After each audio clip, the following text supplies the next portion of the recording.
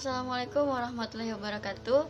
Perkenalkan, nama saya Afifa, program studi pendidikan guru sekolah dasar, Fakultas Keguruan dan Ilmu Pendidikan, semester 4, kelas G, mahasiswi dari Universitas Muhammadiyah Buton.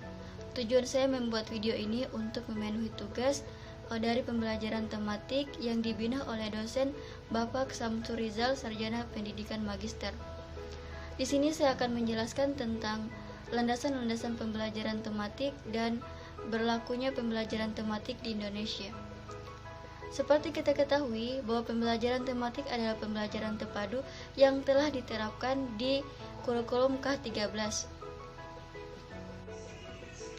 Pembelajaran tematik adalah pembelajaran yang memadukan berbagai mata pelajaran atau bidang studi dengan menggunakan temah tertentu. Temah tertentu kemudian diulas atau dielaborasi dari berbagai sudut pandang, baik dari pengalaman bermakna bagi anak peserta didik.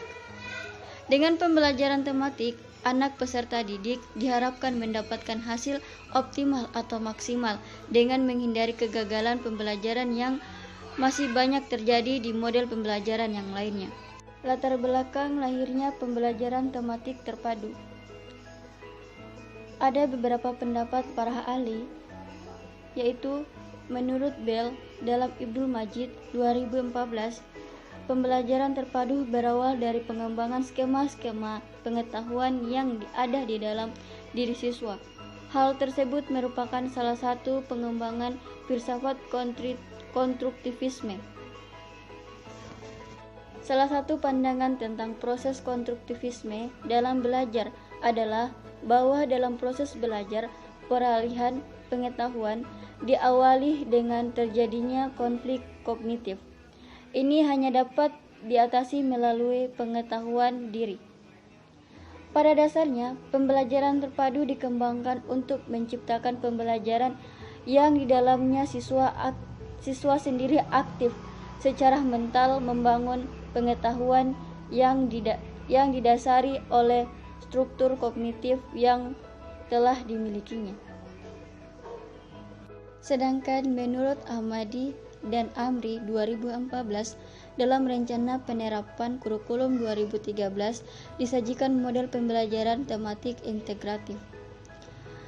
Ini mungkin berbeda dari kurikulum-kurikulum sebelumnya.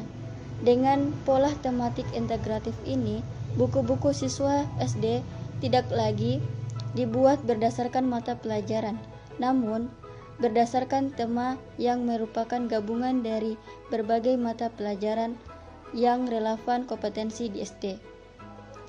Kita ambil contoh, seperti di kelas 1 SD ada 8 tematik, yakni diriku, kegiatanku, keluargaku, dan lain-lainnya. Itulah contoh tematik integratif. Selanjutnya, landasan-landasan pembelajaran tematik terbagi menjadi 3 landasan, yaitu 1.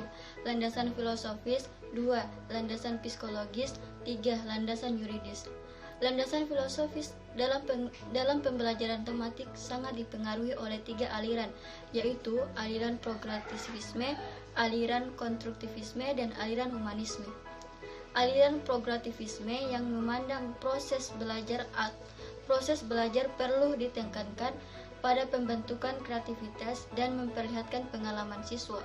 Aliran konstruktivisme ini melihat pengalaman langsung siswa sebagai kunci pembelajaran.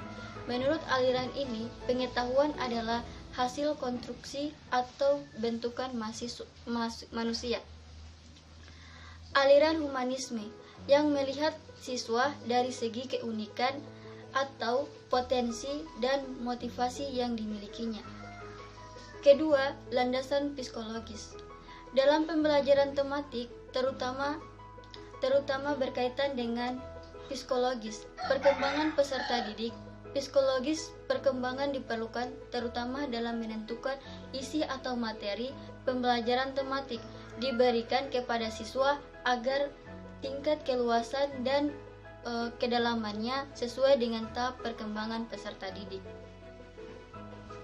Landasan yuridis dalam pembelajaran tematik berkaitan dengan berbagai kebijakan atau peraturan yang mendukung pelaksanaan pembelajaran tematik di sekolah dasar. Landasan yuridis tersebut adalah Undang-Undang Nomor 23 Tahun 2002 tentang Perlindungan Anak yang menyatakan bahwa setiap anak berhak memperoleh pendidikan dan pengajaran dalam rangka pengembangan pribadinya dan tingkat kecerdasannya sesuai dengan minat dan bakatnya.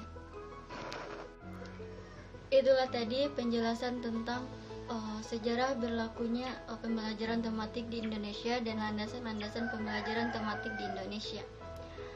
Dari penjelasan saya tadi, dapat disimpulkan bahwa pembelajaran tematik terpadu merupakan suatu pendekatan dalam pembelajaran yang secara sengaja mengaitkan beberapa aspek baik dalam intra mata pelajaran maupun antar mata pelajaran.